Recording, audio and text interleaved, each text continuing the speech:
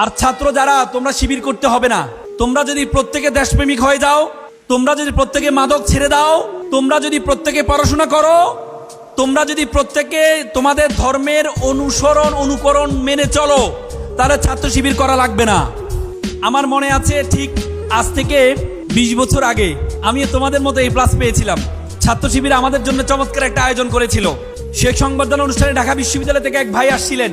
সে ভাইয়ের বক্তব্য শোনার পর আমি একটা প্রশ্ন করেছিলাম।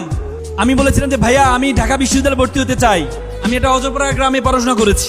তিনি আমাকে বলেছে, তুমি ঢাকা বিশ্ববিদ্যালয়ে যদি ভর্তি হতে চাও, তাহলে তুমি যে প্রতিষ্ঠানে আছো সেই প্রতিষ্ঠানের পাশাপাশি তোমাকে আরেকটা প্রতিষ্ঠানে ভর্তি হইতে হবে। তা আমার একটা খটকা লাগলো, একটা প্রতিষ্ঠানে পড়ছি আবার আরেক প্রতিষ্ঠানে ভর্তি হইতে হবে, এটা কেমন কথা? তখন তিনি আমাকে বললো, আমি বললাম ভাই সে প্রতিষ্ঠানের নামটা কি? তিনি বললো সে প্রতিষ্ঠানের নাম হচ্ছে বাংলাদেশ ইসলামী ছাত্র শিবির। সেদিন ওনার কথাটা আমার বিশ্বাস হয় নাই, সেদিন ওনার কথাটা আমার বিশ্বাস হয়নি।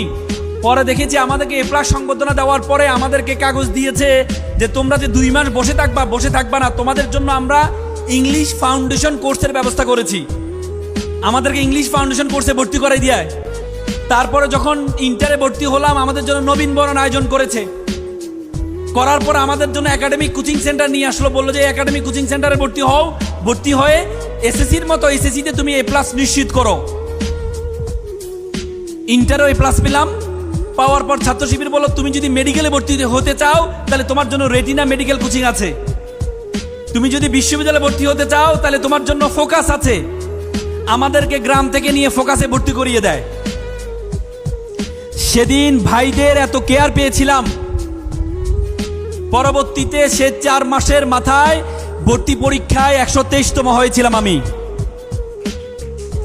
আমি এটি এজন্য বলছি তোমাদেরকে, it's the only one contribution of Bangla ইসলামী ছাত্র শিবির।